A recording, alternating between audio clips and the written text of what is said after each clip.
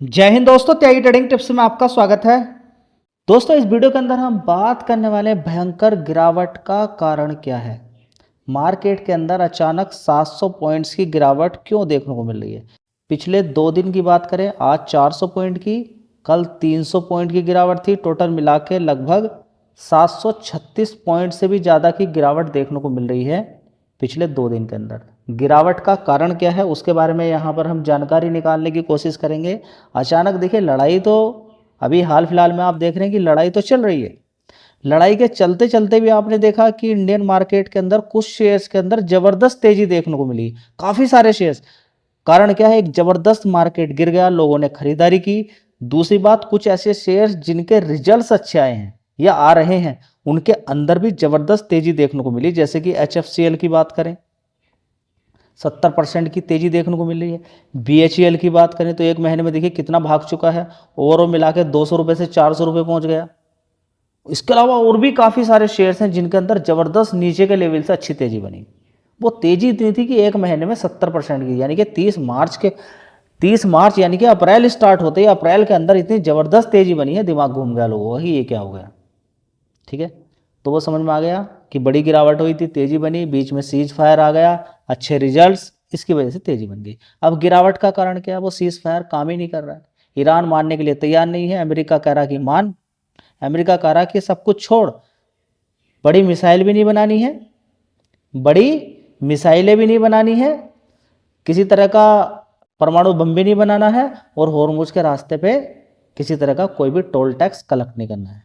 ठीक है, लेकिन ईरान ये दोनों ही चीज़ चाहता है। पहली, बड़ी मिसाइल रिस्ट्रिक्शंस नहीं लगाना चाहता, वो बिल्कुल तैयार नहीं होगा इस चीज़ के लिए। होर्मुज के रास्ते से उसकी इनकम होगी तो उसको वो खोलने के लिए तैयार नहीं है। मरता क्या नहीं करता।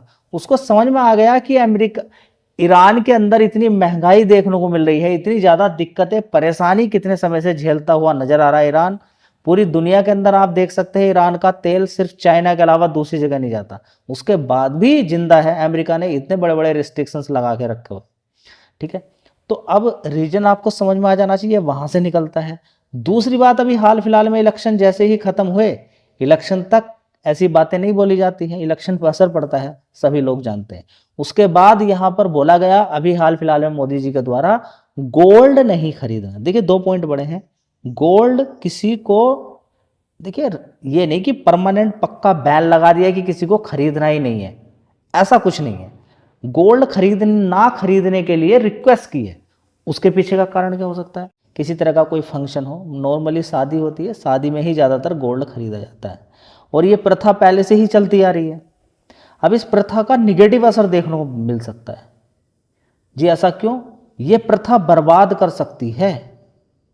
जी ये क्या बात हुई, जब पहले से ही इतना कुछ आ रहा, हर कोई पैसा इकट्ठा करके रखता है अपनी लड़की की शादी के लिए या अपने लड़के की शादी के लिए, गोल्ड के बिना तो शादी हो नहीं सकती है। बस यही यहाँ पर दिक्कत मैं अभी आपको समझाने वाला हूँ कि गोल्ड खरीदने से क्या दिक्कतें आ सकती हैं सामने, देश पर कितना बड़ा संकट आ सकता है।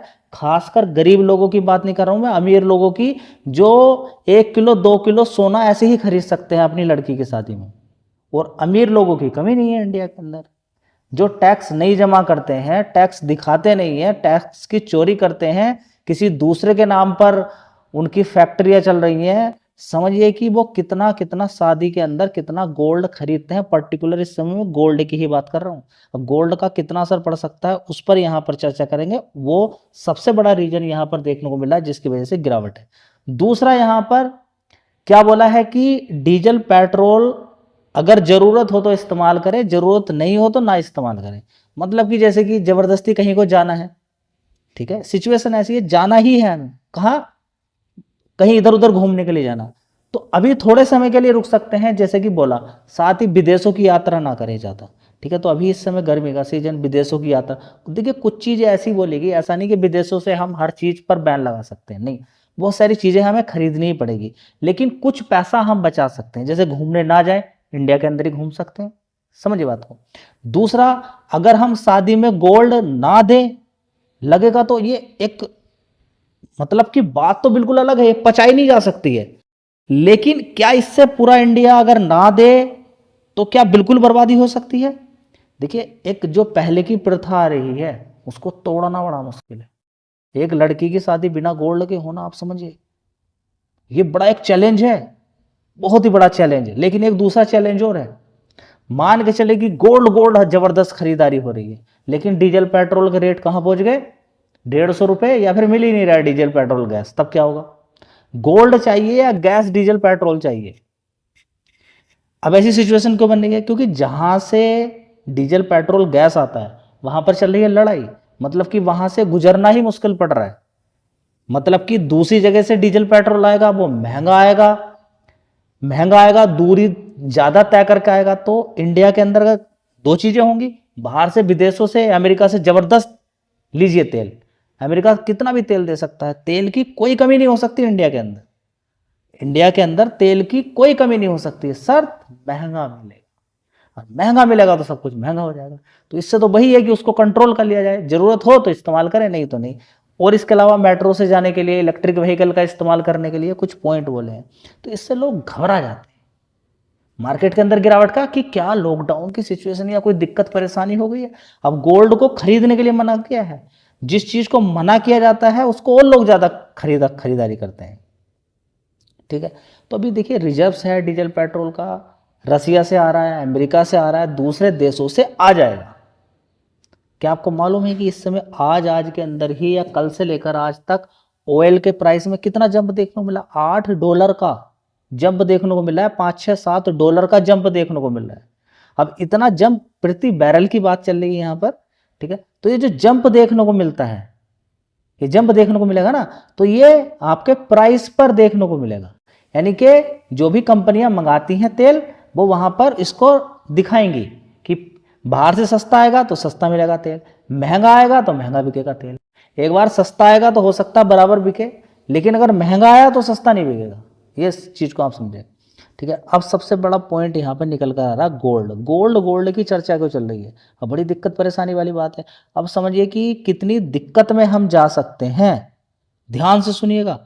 गोल्ड जो खरीदते हैं हम, शादी के लिए खरीदे या किसी फंक्शन में, जो भी है, गोल्ड ज्यादातर अमीर लोग ही खरीदते हैं। अमीर क्या, गरीब भी खरीदेगा जब शादी किसी लड़की की करनी होगी। मतलब कि अर्जेंट हो गया, हर घर में हर किसी को गोल्ड खरीदना ही है, एक प्रकार से देखा जाए तो। कितने घर होंगे, समझिए गोल्ड खरीदना ही पड़ेगा शादी में, जब पहले से ही रीति चलती आ रही है, ठीक है। जो रिवाज चलता आ रहा है उसको कैसे बंद किया जा सकता है? एकदम तो नहीं किया जा सकता। अब ये गोल्ड खरीदना पड़ेगा, लेकिन गोल्ड हमारे देश में तो बनता नहीं है, विदेशों से हम मंगाते हैं।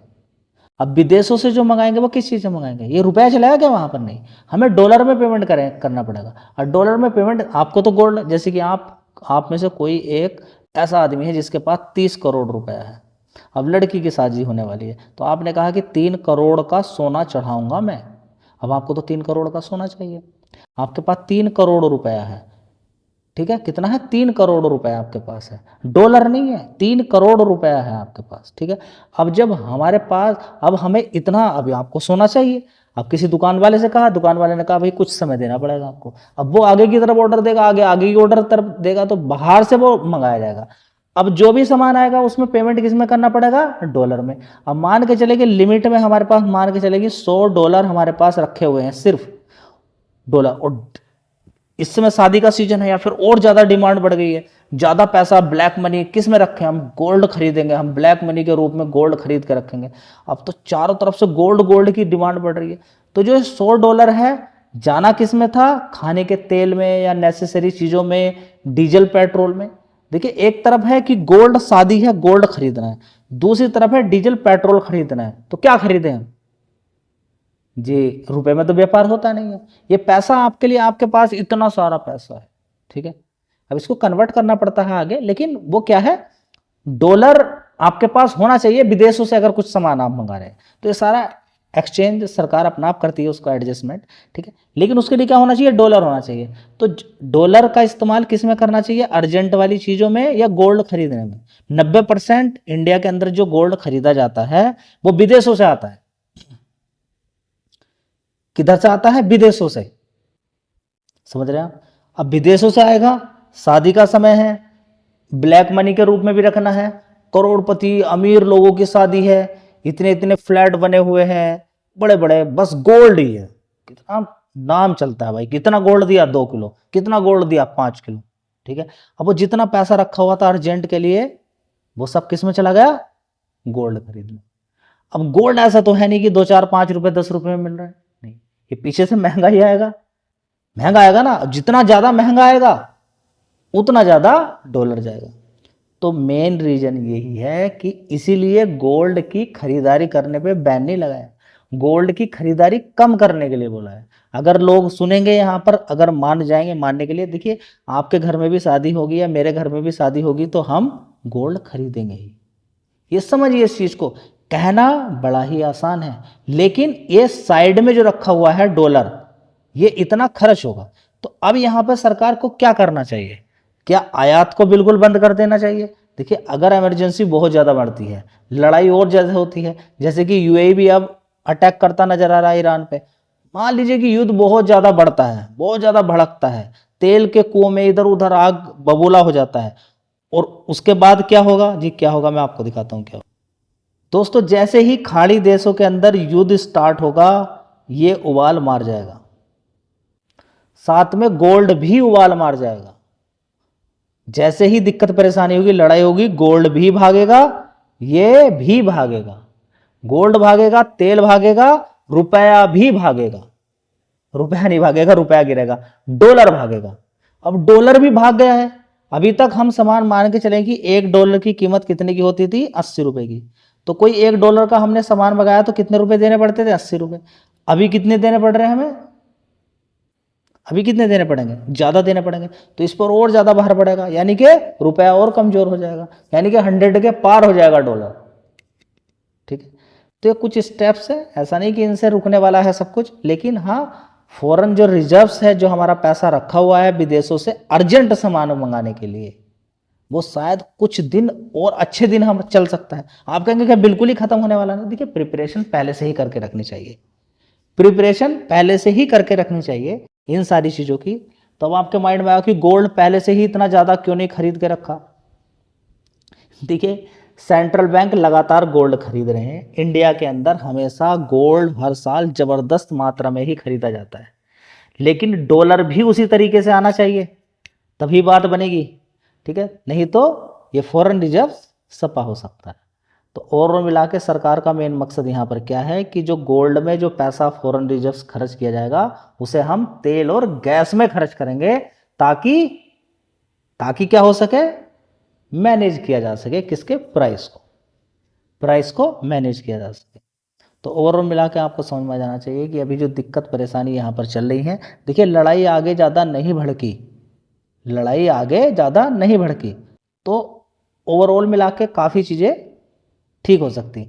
अब यहाँ पर क्वेश्चन उठता है कि 50% कम के लिए बोला गया है खाद का, लेकिन हाँ यहाँ पर थोड़ा सा देखेंगे कि इंडिया एग्रीकल्चर वाला कंट्री है, बाहर से आता रहता है खाद, ठीक है, दे दिया जाता है आसानी से, किसी को भी इस तरीके की कोई दिक्कत नहीं है। अब इस तरह का चैलेंज देखने को मिला है, तो सरकार भी यहाँ पर अलर्टनेस में देखने को मिल रही है कि आगे से सारी, देखिए कान खड़े होते हैं जब दिक्कतें परेशानी आती है।